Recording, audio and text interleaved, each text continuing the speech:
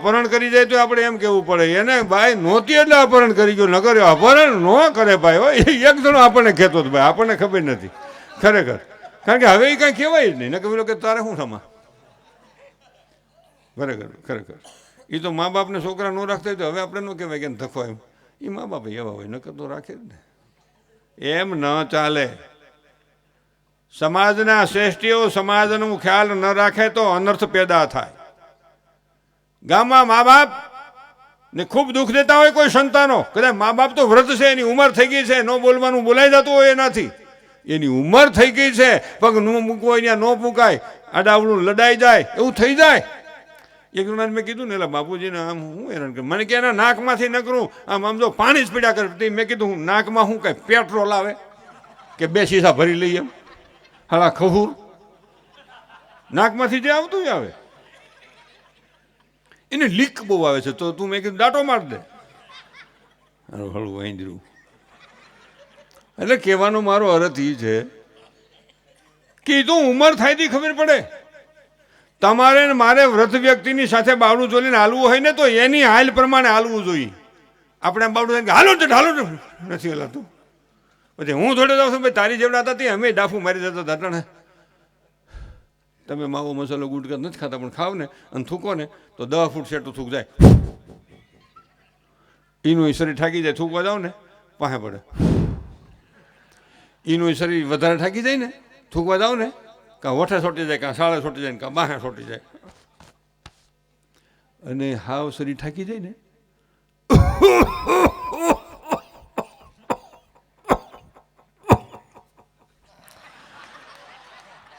ગરફો કાઢવો હોત પડે. એટલે યુવાન મિત્રો, નાના બહેનો ભાઈઓને કહું છું કે ગંદી કાયાનો ગર્વ ન કરી, એક દી એમ ગર્વ ન કરીએ. કારણ કે આ તો કાયા છે મૂળ વિનાનું ઝાડવું, આને પડતા ન લાગે વાર, નીકળી જાય ફૂક બાંધો એમાં જ. શું વાત કરો? એટલે આનું બહુ ગર્વ ન કરાય.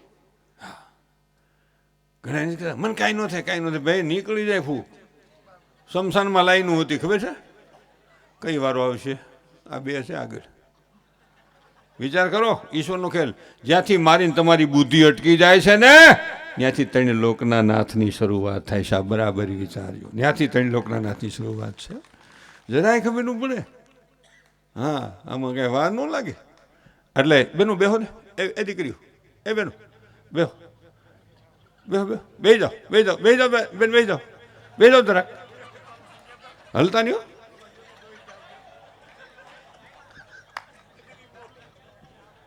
એમ તમે ભાગવા એમ શું હાલે? તમે વેદો અમારા બાપનો શું છે? ના, ગેટને તાળું મારે નહીં, હૃદયની માલિકો ભાવ પેદા કરો. તાળા મારે ગામ ખેડૂ છે ને, બાંધ્યા ખેડો ગામ ન વહે. એના હૃદયમાં પ્રેમ થવો જોઈએ, મારે બરાબર રહેવું છે ને બેહવું છે તો થાય. ગેટા તાળું મારો ત્યાં બેઠા રહીએ એમ ન હાલે. એટલે મારો કહેવાનો હેતુ એ હતો, યુવાન મિત્રો આ બધા ધંધાદારી શું એટલે કહું એમ, તમે કોઈ પણ બિઝનેસ કરતા હો ને કાંઈ નુકસાની આવે ને તો નિરાશ નહીં થતા. નિરાશ નહીં થતા. નુકસાની આવી જાય તો અટાણ તો કેટલાય છે ને મરી જાવ, મરી પડ્યું રે નહીં. મરીને શું છે પાછો ધક્કો ખાવો. અને બેનું એવું છે, જરાક કાંઈ ખાવું ને કાંઈક દુઃખ થયું જરાક હું મરી જાઉં, તમારે નળિયા હોત વેસાઈ નાખું. સમજો હસબન્ડ. હવે એ નળિયા વેસી નાખી છે ને વર્ષે સલેબ 300 સજાવાળો. એના કરતાં તું પડી રહે ને, 5 વર્ષ હાહુ ઠાકી જાય, 3 વર્ષ નણંદ થાય રે વહી જાય, ઘીના ઠામમાં ઘી પડી જાય, નકર તું જાય જંતર વગાડતી. બહુ વિચારવા જેવું. જિંદગીમાં કોઈ આપઘાતનો વિચાર ન કરવો. આપઘાતી મહાઘાત છે, મહાઘાતી મહાપાપ છે. મરનારી વ્યક્તિ મરી જાય છે, એની પાછળ જીવનારાની જિંદગી બેકાર થઈ જાય છે. આ બહુ વિચારવાની જરૂર છે. બહુ પાછલા માણસોને દુઃખ થાય છે. એ ભાઈ પાડી લ્યો, ફોટું પાડી લ્યો. એ તમે ફરવા જાય, આપણે ફરવા જઈએ, તમને નથી કહેતો, હજારગાંવ શેટાની વાત છે. ફરવા જાય, ફરવા દિવાળીમાંથી હવે ફરવા જાય અને ગાડી તૈયાર કરતા હોય કેટલો હરખ હોય છોકરાઓને બાઈઓને. ઓલો ઠેલો લીધો, ઓલો મારો નાવાનો સોડો લીધો, ઓલું ચાર્જર લીધું, ઓલું લીધું, પાવર બેગ લીધી. 1 દી 2 દી 3 દી થાય ને સેટિંગ વિખાય. ઓલા પણ જવું છે નથી જવું.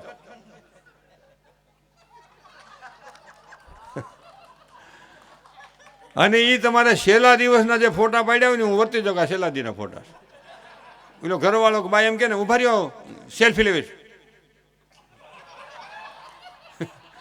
એમાં મારું કહેવાનું હેતુ છે ભૂપતભાઈ 8 દી જવાની બડ્ડીમાં 4 દિવસ જાઓ પણ જેવા આનંદથી ગયા હોય એવા આનંદથી પાછા આવો તો જીવન મહાન બને.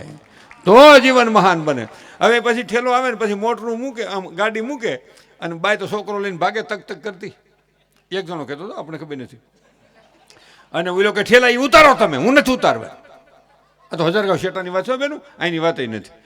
ઉતારો તમે ઠેલા. અને એ પછી ઠેલા ઓલો ઘા કરે ને આમ ઘા કરે હોલમાં, પછી પોતે ગુણ પડે એમ પડે સોફામાં. કોઈ દી ન જવાય, નથી જવું. હેરાન થઈ ગયા. પણ પાછા સોલાણા હોય 8 અઠવાડિયા 2 મહિના 5 મહિના થાય પાછું ભાઠું રૂજાઈ જાય પાછા ઉપડે. હાલો લ્યો થઈ 8 દી નહીં 4 દી જાઓ, 4 દી નહીં 2 દિવસ જાઓ. જેવા આનંદથી જાઓ ને એવા જ પાછા આવો. જેવું આપણું આ કાર્ય ઉપાડ્યું છે ને એવું કાર્ય કાયમ વિશેષ બીજના સાંદાની જેમ કાયમ પ્રકાશ વધતો જવો જોઈએ, કાયમ પ્રકાશ વધતો જવો જોઈએ. એટલે બહુ વિચારવાનું. બીજું એક વાત હું કરતો હતો કે આપણે ઘેરે જઈને વાતાવરણ ખબર પડી જાય ને પછી આપણે ઘેરે જઈને ક્યાં ગયા બોલો શું છે રસોઈ ત્યાં છે, હા બેસો ટીવી ચાલુ કરો હમણાં રોટલી થઈ જાય. એટલે સમજવાનું 17 ડિગ્રી નહીં ગરમ નહીં ઠંડુ વચમાં ગાનું. અને પાછા કે ક્યાં ગયા, હા બોલો બોલો શું છે, બરફ બરફ ઓગળ્યા પછી ગરમ. એના કરતાં 17 ડિગ્રી છે ને એ હાલી જાય. ખૂબી તો તમે જુઓ અટાણે બધું જોવા જાય નક્કી. હા ભેગા પેલા હરે ફરે, વાઇટ જોવે, કલર જોવે, ઊંચાઈ જોવે, સ્વભાવ જોવે, વાળ જોવે. અને આમ જો તોય 400 મહિના થાય ને ના ચાલે પપ્પા. તો પપ્પો કે વૈયાની મગ ચોખા ક્યાં ભળી ગયા છે? મારો ઠપકો છે એમાં. હું ને તમે લગ્ન કરીએ છીએ, લગ્ન વિધિ કરીએ છીએ, અગ્નિની સાક્ષી કરીએ છીએ, વડીલોની સાક્ષી કરીએ છીએ. સંપત્તિ સાથે લગ્ન નથી કરતા, સંસ્કાર સાથે લગ્ન કરીએ છીએ. આ વિચાર ન ભૂલીએ, સંસ્કાર સાથે લગ્ન કરીએ છીએ. સમય તો આવે ને જાય, ઉગે ને હાથમે છે. અરે ભાઈ સમય તો હારો નરહો દુનિયામાં ગમે એનો હોય છે. આ સીતાજીનું તમે જીવન તો જુઓ. એક દિવસ જનકપુરમાંથી અયોધ્યામાં આવ્યા પછી એક પણ દિવસ જાનકી અયોધ્યામાંથી જનકપુર નથી ગયા. અટાણી જાનકીને મળવાનું 3 શાદી આખા પાછું થઈ જાય તો વીખી ફૂકી નાખે. 14 વર્ષમાં સીતાજી 13 વર્ષને 2 મહિના 13 વર્ષને 2 મહિના ભગવાન રામના સાનિધ્યમાં રહ્યા વનમાં. અને 10 મહિના રાવણને ત્યાં રહ્યા. તો રાવણને ધખવા વાળા હતા હો ત્યાં.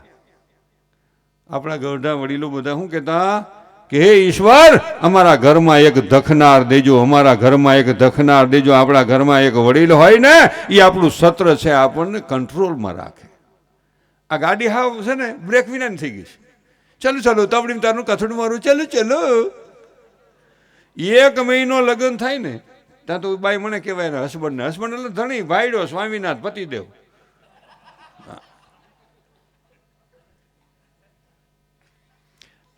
1 મહિનો થયો મેરેજ થયા ને. તમને કહું છું, તને કહું છું, સમજો. અલગ ક્યારે થવાનું છે? કાં હા પાડને કાં ના પાડ, બોલ શું છે? હવે તું ક્યારે બોલાવે ને તો ઉલે પાછો આમ ત્રાહો માંગો થતો થતો એની મા પાસે મમ્મી મારી મિસિસ કે છે અલગ થવાનું. 1 મહિનો થયો ને મેરેજ થયા ને તો બહુ પલો કાપ્યો. સટકો બેટા. 1 મહિનો ભેગા રહ્યા, જેમ તેમ પલો કાપ્યો. બોલો ખૂબી છે. અને પછી ચાલો ચાલો આગળ વાત કરું તો વાત એવી છે, તમે જોજો આપણે કામ નથી કરવું ને એટલે બીમારી ખૂબ આવતી જાય છે. એક જણો મને કહેતો હતો કે જેને ઘેરે બહુ કામવાળી આવતી હોય ને,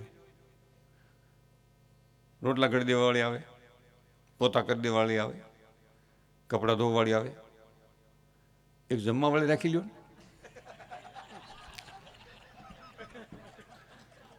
જ્યાં ખૂબ કામવાળી આવતી હોય ને, એક જણો મને કહેતો હતો, આપણે ખબર હતી, નોકરાણી નરવી નરડે જેવી, બોસ બીમાર, એ લિફ્ટ વિના ન સડી શકે, ન ઉતરી શકે. નોકરાણી 10 વખત લિફ્ટની ના પડે, 10 વખત ઓલી સડે ને ઉતરે, હમકી નરવી થાય.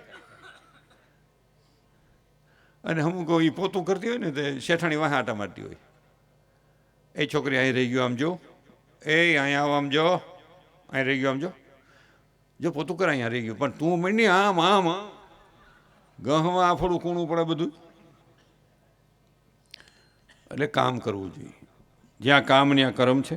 અને બીજી વાત, આપણે શું કરીએ છીએ, કોઈક કામ કરતો હોય ને મોટી ઉંમરનું, તો આપણે શું કહીએ, ભેગું લઈ જાય ને હાલે, પણ તારે એને બંધ રખવું છે. એટલે આ વિચારવાનું, આ વડીલો આ જાળવાનું નામું કામ કરે છે. હું એમ કહું છું કે એ જ્યાં સુધી એનું શરીર કામ કરતું હોય ત્યાં સુધી કાર્ય કરશે તો નાની વ્યક્તિને એમ થાય કે મારે કાંઈક કરવું છે, મારે કાંઈક કરવું છે, મારે કાંઈક કરવું છે. આ વિચારવાનું. આગળ વાત કરું તો વાત એવી છે, મારે એક પ્રસંગ ભગવાન રામનો, રામાયણનો પ્રસંગ કેવો છે. રામ રાવણનું યુદ્ધ હાલતું હતું. યુદ્ધ હાલતું એટલે બાંધતા હતા. માથાને ઝઘડો એલા ભાઈ, તને કહું તો એ તો માથાકૂટ થઈ ગઈ ને, કજ્યો લડાઈ થઈ ગઈ. એમાં 9મે દિવસે એક જણો કે રાવણ મર્યો, એક જણો મને કે 10મે દિવસે મર્યો. મેં ભાઈ ગમે તે કપલીને મરી ગઈ ને તારે હું પીડા છે, જવા દે ને. એક દી આખા પાછું થાય ત્યાં ક્યાં બાપનો દીકરો જ કીધું. તો કે 10મા દિવસે રાવણ મર્યો ને, તો રીસ વાંદરાનું લશ્કર નલ નીલે ગદ સુગ્રી વિભીષણ જામવંત ભગવાન રામનો જય હો જય જયકાર મીણ્યા કરવા, કૂદકા મીણ્યા મારો જય હો જય હો. ભગવાન રામને ભાઈનો કેટલો પ્રેમ હતો એ રામાયણમાંથી શીખવાનું છે. ભગવાન રામ શું કે છે, વધારો વધારો, વાહ, ધન્યવાદ. ભગવાન રામને ભાઈનો કેટલો પ્રેમ હતો. આજ ભાઈ ભાઈ બોલતા નથી, બાપ દીકરો બોલે નહીં, હા હું બહુ ક્યાંક ક્યાંક બોલે નહીં.